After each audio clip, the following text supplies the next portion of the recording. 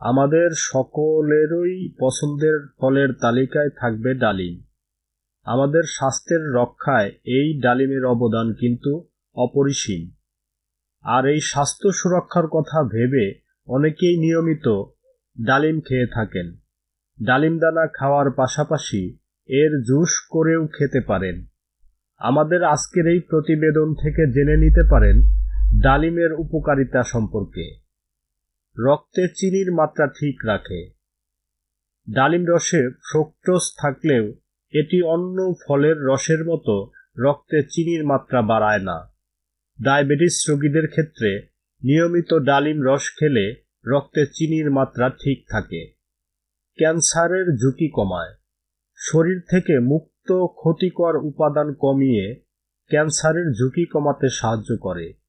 এই মুক্ত উপাদান অন্যান্য রোগ সৃষ্টি করে, তাই রোগ ব্যাধি দূর করতে ডালিম রস উপকারী। রোগ প্রতিরোধ ক্ষমতা বাড়ায়। ব্যাকটেরিয়া প্রতিরোধী গুণাগুণ আছে ডালিমে।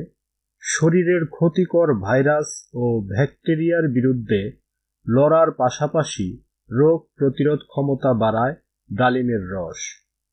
হজম শক্তি বাড়ায়। ডালিমে আছে ডায়েটারি ফাইবার বা আঁশ। দ্রবণীয় ও অদ্রবণীয় দুই ধরনের আঁশ থাকায় এটি হজম শক্তি বাড়ায় এবং অন্ত্রের নড়াচড়া নিয়মিত করে।